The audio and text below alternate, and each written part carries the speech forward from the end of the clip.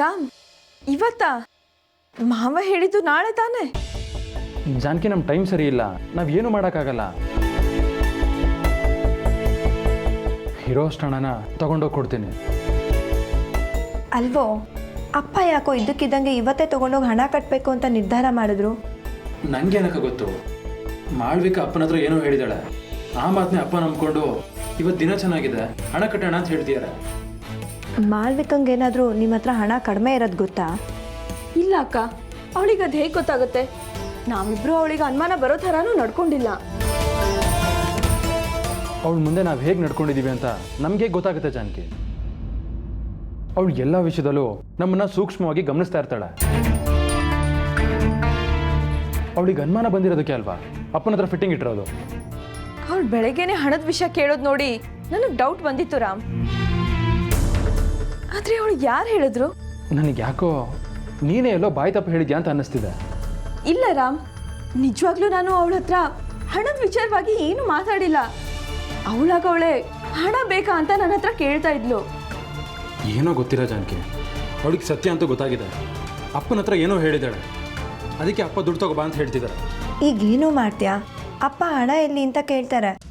ಯೋಚನೆ ಮಾಡ್ತಾ ಕೂರೋದಕ್ಕೆ ಟೈಮ್ ಇಲ್ಲ ಅಕ್ಕ. ಮೊದಲು ಅಪ್ಪನ ಹತ್ರ ಹಣ ಕೊಟ್ಟು ಏನಾದರೂ ಒಂದು ಹೇಳಬೇಕು. ಹಾಳಾದವಳು ಅದು ಹೇಗೆ ವಿಷಯನ ತಿಳ್ಕೊಂಡ್ಲು, ಮಾವನ ಹತ್ರ ಹಚ್ಕೊಟ್ಬಿಟ್ಟಿದ್ದಾಳೆ. ಅದು ಹೇಗಕ್ಕ ಅವಳಿಗೆ ನಾವು ಗುಟ್ಟಾಗಿ ಮಾತಾಡೋ ವಿಷಯ ಎಲ್ಲ ಗೊತ್ತಾಗುತ್ತೆ? ಈ ಮನೇಲಿ ಅವಳ ಕೆಲಸ ಅದೇ ಅಲ್ವಾ? ಗುಟ್ಟಾಗಿ ಯಾರಾದರೂ ಮಾತಾಡ್ತಿದ್ರೆ ಕತ್ ಕೇಳಿಸ್ಕೊಳ್ಳೋದು. ನೀವು ಯಾವಾಗೋ ಮಾತಾಡ್ತಿರ್ತೀರಾ, ಅದನ್ನು ಅವಳು ಕೇಳಿಸ್ಕೊಂಡಿರ್ತಾಳೆ. ಅವತ್ತು ಅಪ್ಪ ಭರತನ ಮೇಲೆ ಬೈದಿದ್ದ ಕೋಪನ ಇವತ್ತು ನಿಮ್ಮ ಮೇಲೆ ತೀರಿಸ್ಕೊತಿದ್ದಾಳೆ. ಈಗೇನಕ್ಕ ಮಾಡೋದು? ಜಾನಕಿ, ಮಾತಾಡೋಕ್ಕೆಲ್ಲ ಟೈಮ್ ಇಲ್ಲ, ಮೊದಲು ದುಡ್ಡು ತಂದು ಕೊಡು.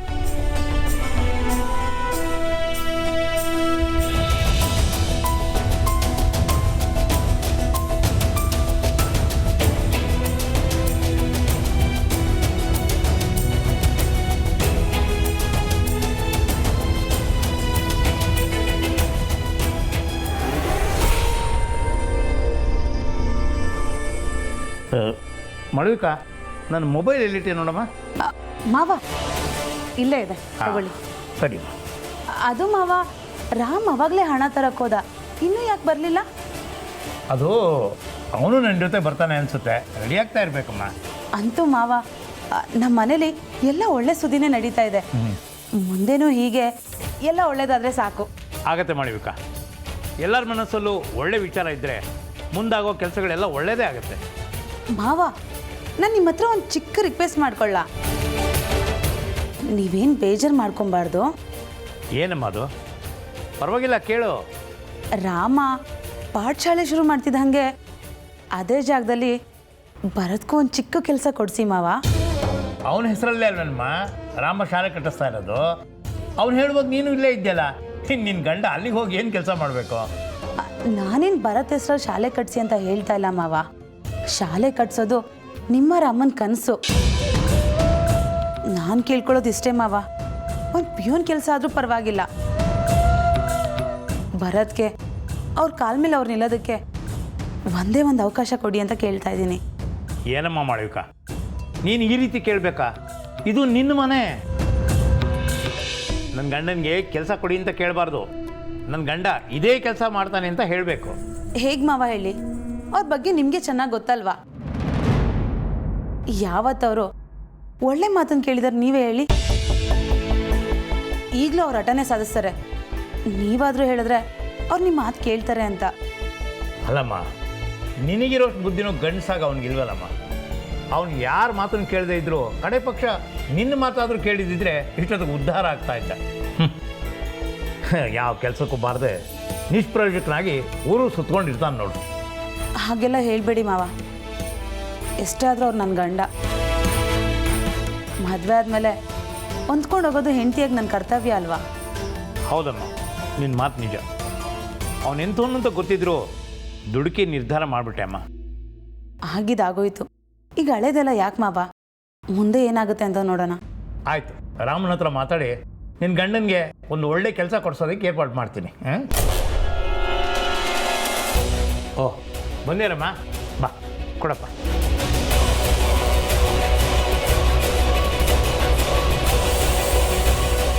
ಯಾಕೆ ರಾಮ ಇಷ್ಟೊಂದು ಲೇಟು? ಆವಾಗಲೇ ಹೋದನು, ಇವಾಗ ಬರ್ತಾ ಇದೆಯಾ? ರಾಮ, ನೀನು ನನ್ನ ಜೊತೆ ಬರ್ತೀಯ ಹೇಗೆ? ಇಲ್ಲಪ್ಪ, ನಾನು ಬರಲ್ಲ, ನೀವು ಹೋಗಿ ಬನ್ನಿ. ಸರಿ. ಅನ್ಪೂರ್ಣ, ಅಮ್ಮ ಅಮ್ಮ,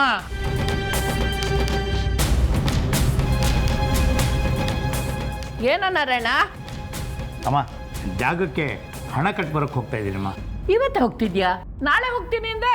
ಹೇಳಿದೆ, ಇವತ್ತು ಅಕ್ಷಯ ತೃತೀಯ ಅಲ್ವಾ, ಒಳ್ಳೆ ದಿನ, ಇವತ್ತೇ ಕೊಟ್ಬಿಟ್ಟು ಬರೋಣ ಅಂತ. ಸರಿ ಸರಿ, ಹೋಗ್ಬಾ, ಒಳ್ಳೇದಾಗ್ಲಿ. ರೀ, ಒಬ್ಬರೇ ಹೋಗ್ತಾ ಇದ್ದೀರಾ? ರಾಮ, ನೀನು ಅವ್ರ ಜೊತೆ ಹೋಗು. ಅಯ್ಯೋ ಪರವಾಗಿಲ್ಲ, ನಾನು ಆಟೋದಲ್ಲಿ ಹೋಗಿ ಬರ್ತೀನಿ. ಅವ್ನಿಗೇನಾದ್ರು ಬೇರೆ ಕೆಲಸ ಇದ್ರೆ ನೋಡ್ಕೊಳ್ಳಿ. ನಾರಾಯಣ, ಹುಷಾರು ಕಣೋ.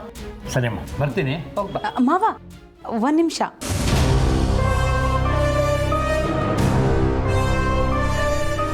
ಏನಮ್ಮ, ಏನಾಯ್ತು? ಹಣ ತಗೊಂಡು ಹೋಗ್ತಾ ಇದ್ದೀರಾ? ಯಾವುದಕ್ಕೂ ಒಂದ್ಸತಿ ಎಲ್ಲ ಚೆಕ್ ಮಾಡಿಕೊಂಡ್ರೆ ಸರಿಯಾಗಿರ್ತಿತ್ತು. ಲಾಸ್ಟ್ ಟೈಮ್ ಆದಂಗೆ ಆಗಬಾರ್ದು ನೋಡಿ, ಅದಕ್ಕೆ ಹೇಳಿದೆ. ಎಣ್ಸೋದು ಯಾಕಮ್ಮ? ಅವತ್ತೇ ಎಲ್ಲ ನೋಡಿದ್ವಲ್ಲ, ಎಲ್ಲ ಹಣನೂ ಸರಿಯಾಗೇ ಇರುತ್ತೆ. ಜಾನಕಿ ತಗೊಂಡೋಗಿಟ್ಟಿದ್ಲು ತಾನೆ? ಆದರೂ ಮಾವ, ಇವತ್ತು ಒಂದ್ಸತಿ ನೋಡಿದ್ರೆ ಚೆನ್ನಾಗಿರ್ತಿತ್ತು. ಅಕಸ್ಮಾತ್ ನೀವು ಅಲ್ಲಿ ಹೋದ್ಮೇಲೆ ಹಣ ಕಡಿಮೆ ಇತ್ತು ಅಂದರೆ ನಿಮಗೆ ಅವಮಾನ ಆದಂಗಲ್ವಾ? ಅದೆಲ್ಲ ಏನು ಬೇಡ ಮಾಡ್ಬೇಕ.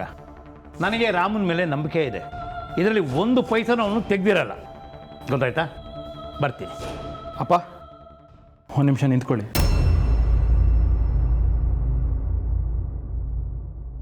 ಅದರಲ್ಲಿ ಅಷ್ಟು ಹಣ ಇಲ್ಲ ಅಪ್ಪ, 5 ಲಕ್ಷ ಕಮ್ಮಿ ಇದೆ.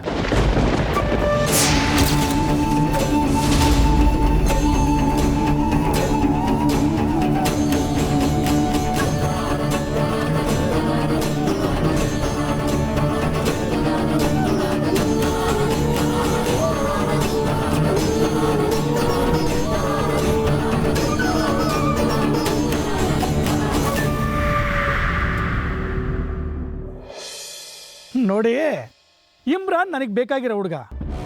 ಏನೇ ಆದರೂ ಈ ಜಾಗ ಬೇರೆಯವ್ರಿಗೆ ಸಿಗೋದಕ್ಕೆ ನಾನು ಬಿಡಲ್ಲ. ಅವನ ಹೆಸರಿಗೆ ಮಾಡಿ. ಅಲ್ಲಪ್ಪ, ದುಡ್ಡಿಗೆ ಟೆನ್ಷನ್ ಮಾಡ್ಕೋತಿರಲ್ಲ.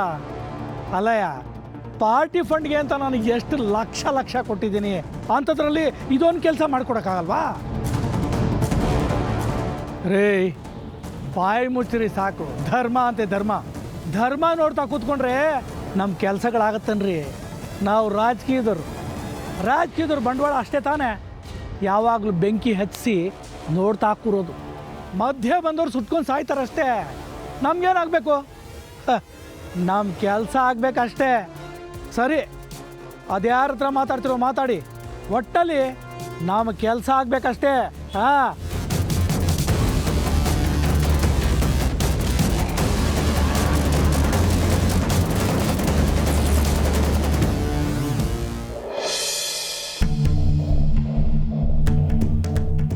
ನೋಡಿ, ದೇವರಾಣೆ ಹೇಳ್ತಿದ್ದೀನಿ, ಅವ್ನ ರೂಮ್ ಕಡೆ ನನ್ನ ತಲೆನೂ ಹಾಕಿಲ್ಲ. ಈ ಸಲ ಯಾರಾದ್ರೂ ನನ್ನ ಮೇಲೆ ರೇಗಾಡಿದ್ರೆ ನಾನ್ ಮಾತ್ರ ಸುಮ್ಮನೆ ಇರಲ್ಲ. ಅಣ್ಣ, ಈ ಸಲ ನಿನ್ನ ಮೇಲೆ ಯಾರೂ ರೇಗಾಡಲ್ಲ. ಈ ಸಲ ದುಡ್ಡು ತಗೊಂಡಿದ್ದು ನಾನೇ.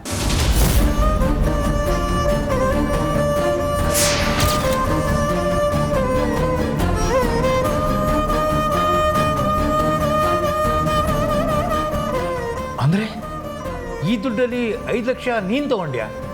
ಹೌದಪ್ಪ, ನಂಗೆ ಸ್ವಲ್ಪ ಅರ್ಜೆಂಟ್ ಇತ್ತು, ಅದಕ್ಕೆ ತಗೊಂಡೆ.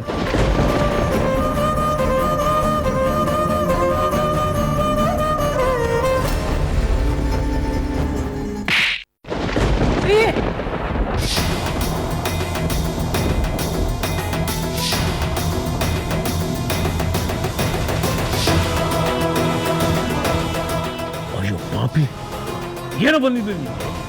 ನಿನ್ನ ದುಡ್ಡನ್ನ ನೀನೇ ಕದಿಯೋದ ಕರ್ಮ ಬಂತ ನಿನಗೆ. ಮಾವ, ಅವ್ರು ಕದ್ದಿಲ್ಲ, ಅವ್ರಿಗೇನೋ ಅರ್ಜೆಂಟ್ ಇತ್ತು, ಅದಕ್ಕೆ. ಮುಚ್ಚಮ್ಮ ಬಾಯಿ. ಇದೇ ರೀತಿ ಗಂಡ ಹೆಂಡತಿ ಇಬ್ರು ಎಷ್ಟು ಸತಿ ನನ್ನ ಕಣ್ಣಿಗೆ ಮಣ್ಣೆರ್ಚಿದ್ದೀರಾ? ಅವತ್ತು ನಿನ್ನ ಅಣ್ಣ ಏನು ಮಾಡಿದ್ನೋ ಇವತ್ತು ನೀನು ಹಾಗೆ ಮಾಡಿದ್ಯಲ್ಲೋ. ನಿನಗೂ ಅವನಿಗೂ ಏನು ವ್ಯತ್ಯಾಸ? ರಾಮ, ಯಾಕೋ ಹೀಗೆ ಮಾಡಿದೆ? ಆ ದುಡ್ಡು ಪಾಠಶಾಲೆ ಕಟ್ಟೋಕೆ ಅಂತಲ್ವೇನೋ ಇಟ್ಟಿದ್ದಿದ್ದು? ಅಜ್ಜಿ ಪಾಪ ಅವ್ನಿಗೇನು ಕಷ್ಟ ಇತ್ತೋ ಏನೋ ಬಳಸ್ಕೊಂಡಿದ್ದಾನೆ. ನಾಳೆ ಅಷ್ಟರಲ್ಲಿ ತೊಗೊಂಬಂದು ಕೊಡ್ತಾನೆ ಬಿಡಿ. ಏನು ಕಷ್ಟ ಇದೆಯಮ್ಮ? ಪಾಠಶಾಲೆ ಕಟ್ಟೋಕ್ಕಿಂತ ದೊಡ್ಡ ಜವಾಬ್ದಾರಿ ಏನೇ ನಿಮ್ಮ ತಲೆ ಮೇಲೆ?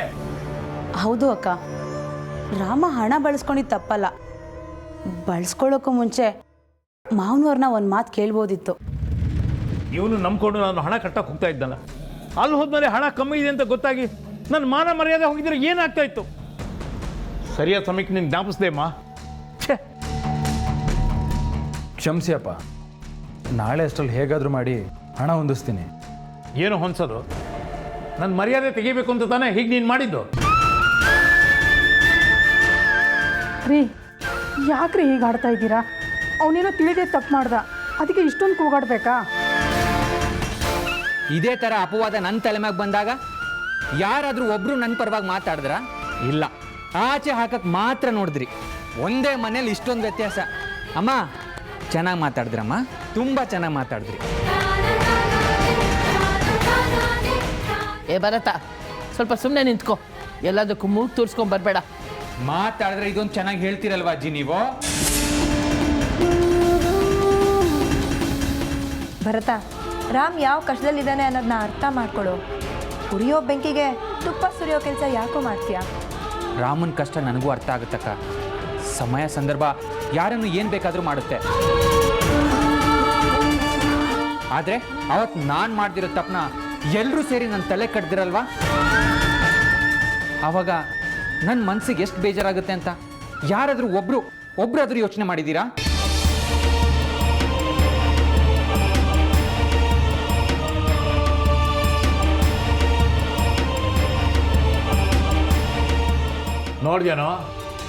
ನೋಡ್ದೇನೋ ಆಡಿದ್ದನ್ನ ಕೇಳಿಸ್ಕೊಂಡ್ಯಾನೋ ಒಂದು ಮಾತನ್ನ ನಾನು ತಲೆ ತಗ್ಸೋ ಮಾಡ್ಬಿಟ್ಟಿಯಲ್ಲೋ. ಛೇ, ಇಲ್ಲ ಮಾವ, ಅವ್ರು ಯಾವತ್ತೂ ನಿಮ್ಮ ತಲೆ ತಗ್ಸೋ ಕೆಲಸ ಮಾಡಲ್ಲ. ಇನ್ನೇನು ಮಾಡಿದಾನಮ್ಮ ನಿನ್ನ ಗಂಡ? ಏನು ಘನದಾರಿ ಕೆಲಸ ಮಾಡಿದಾನೆ ಅಂತ ನನ್ನ ತಲೆ ಎತ್ಕೊಂಡು ಓಡಾಡ್ಬೇಕು ಹೇಳು. ನಾರಾಯಣ, ಏನೋ ತಪ್ಪಾಗೋಗಿದೆ, ಅದನ್ನೇ ದೊಡ್ಡ ವಿಷಯ ಮಾಡಬೇಡ. ಮುಂದೆ ಏನು ಮಾಡೋಣ ನೋಡೋಣ. ಏನು ಮಾಡೋಣ ಅಂತೀಮ್ಮ? ಈ ಮನೆ ಮಾರೋಣ ಅಂದರೆ ಈ ಮನೆ ಕೂಡ ನಮ್ದಲ್ಲ. ಅಷ್ಟೆಲ್ಲ ತಲೆ ಕೆಡಿಸ್ಕೊಳ್ಳೋದು ಬೇಡ ಅಪ್ಪ. ನಾನೇ ನಿಮ್ಮ ಕೈಗೆ ಹಣ ತಂದು ಕೊಡ್ತೀನಿ. ಯಾವಾಗ? ಜಾಗ ಇನ್ನೊಬ್ರು ಪಾಲಾದ್ಮೇಲೆ? ಅಪ್ಪ, ಮತ್ತಿನ್ನೇನು? ಮೊದಲೇ ಒಂದ್ಸಲಿ ಹೀಗಾಗಿ ಅಂತ ಗೊತ್ತಿದ್ದು ಇಷ್ಟು ಕೇರ್ಲೆಸ್ ಆಗಿದೆಯಲ್ಲೋ. ಅದಕ್ಕೇನು ನಾನು ಅವ್ರಿವ್ರ ಕೈಕಾಲು ಹಿಡಿದು ಆ ಜಾಗ ಕೊಡ್ಸಿದ್ದು ನಿನಗೆ? ಏನು ರಾಮ್, ಒಂದು ಸ್ಕೂಲ್ ಕಟ್ಟಿಸ್ಬೇಕು ಅಂದರೆ ಎಷ್ಟೆಲ್ಲ ಕಷ್ಟ ಆಗುತ್ತೆ. ಪಾಪ ಮಾವ, ನಿನ್ನ ಕನಸನ್ನ ನನಸು ಮಾಡಬೇಕು ಅಂತ ಇಷ್ಟೆಲ್ಲ ಮಾಡಿದ್ರೆ ನೀನು ಈ ಥರ ಮಾಡಿಬಿಟ್ಟಿಯಲ್ಲ. ಎಂಥ ಒಳ್ಳೆ ದಿನ ಇವತ್ತು. ಇವತ್ತೇ ಹಣ ಕಟ್ಟೋಣ ಅಂದರೆ ಎಲ್ಲ ಖರ್ಚು ಮಾಡ್ಕೊಂಡು ಬಂದಿದೆಯಲ್ಲ. ಏಯ್, ಎಲ್ಲ ನಿನ್ನಿಂದಾನೇ ಕಣೆ ಆಗಿದ್ದು. ಎಲ್ಲ ಮಾಡಿಬಿಟ್ಟು ಇವಾಗ ತೊಟ್ಟಲು ತುಗ್ತಾ ಇದೀಯಾ? ನಿನ್ನ ಏನು ಮಾಡ್ತೀನಿ ನೋಡು. ಅಯ್ಯೋ, ನಾನೇನು ಮಾಡಿದೆ ಈಗ? ಮಾವನಿಗೆ ಇವತ್ತು ಒಳ್ಳೆ ದಿನ, ಹಣ ಕಟ್ಬಿಡೋಣ ಅಂತ ಹೇಳಿದ್ ನನ್ನ ತಪ್ಪ? ಹೇಳಿ ತಪ್ಪಲ್ಲ ಕಣೆ, ಹೇಳಕ್ಕೆ ಒಂದು ಸಮಯ ಸಂದರ್ಭ ಬೇಡವಾ? ಏನೋ ರಾಮ್ಗೆ ಒಳ್ಳೇದಾಗಲಿ ಅಂತಲೇ ನಾನು ಹೇಳಿದ್ದು. ಈ ಥರ ಎಲ್ಲ ಆಗುತ್ತಂತ ನನಗೇನು ಗೊತ್ತಿತ್ತು? ಏಯ್ ಸುಮ್ಮನಿರೆ, ಮತ್ತೆ ಮಾತಾಡಿದ್ರೆ ನೋಡು ಇಲ್ಲೇ ತುಳ್ಸಾಯಿಸ್ಬಿಡ್ತೀನಿ. ಏ, ಏನ್ರೋ ನಿಮ್ದು? ಸ್ವಲ್ಪ ಸುಮ್ಮನೆ ರೀ. ಇಲ್ಲ ಆಗಿರೋ ಪ್ರಕರಣಗಿಂತ ನಿಮ್ಮಿಬ್ರು ಜಗಳನೇ ಜಾಸ್ತಿ ಆಯ್ತು. ನೋಡಿ, ಈ ವಿಷಯದ ಬಗ್ಗೆ ಯಾರೂ ಮಾತಾಡಬೇಕಾಗಿಲ್ಲ. ರಾಮ ತಪ್ಪು ಮಾಡಿದ್ದಾನೆ, ಅದ್ರ ಜವಾಬ್ದಾರಿ ಅವನದೇ. ರೀ, ನಾಳೆ ಅವನೇ ಹಣ ತಂದು ಕೊಡ್ತೀನಿ ಅಂತ ಇದ್ದಾನಲ್ಲ. ನಾಳೆ ಏನಾದರೂ ಅವನು ಹಣ ತಂದು ಕೊಡದೇ ಇದ್ರೆ ಭರತನಿಗೆ ಏನು ಶಿಕ್ಷೆ ಆಗಿತ್ತೋ ಅದೇ ಶಿಕ್ಷೆ ಅವನಿಗೆ. ಆದರೆ ಭರತ ಮನೆ ಒಳಗೆ ಬಂದ, ಇವನು ಶಾಶ್ವತವಾಗಿ ಮನೆಯಿಂದ ಹೊರಗಡೆ ಹೋಗ್ತಾ ಇರ್ತಾನೆ.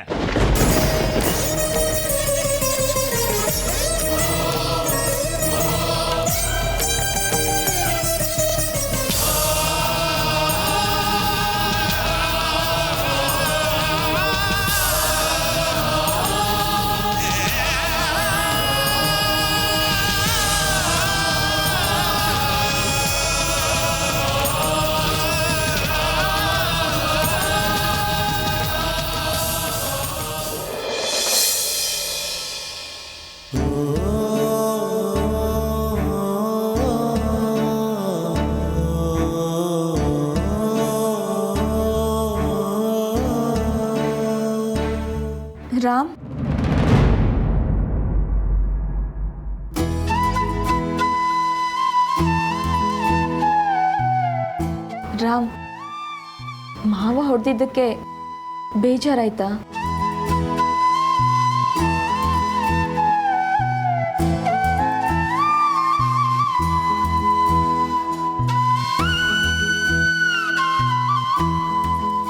ರಾಮ್, ಹೀಗೆಲ್ಲ ಆಗತ್ತೆ ಅಂತ ನಾವು ಮೊದಲೇ ಅನ್ಕೊಂಡಿದ್ವಿ. ಕೊನೆಗೂ ಆ ಮಾಳ್ವಿಕಾ ತಾನು ಅನ್ಕೊಂಡಿದ್ದನ್ನ ಸಾಧಿಸೇ ಬಿಟ್ಲು. ರಾಕ್ಷಸಿ. ನಂಗೆ ನೋವಾಗ್ತಿರೋದು ಅದಕ್ಕಲ್ಲ ಜಾನಕಿ. ಅಪ್ಪ ಎಂಥ ಸಂದರ್ಭದಲ್ಲೂ ನನ್ನ ಮೇಲೆ ಕೈ ಮಾಡೇ ಇರಲಿಲ್ಲ. ಆದರೆ ಇವತ್ತು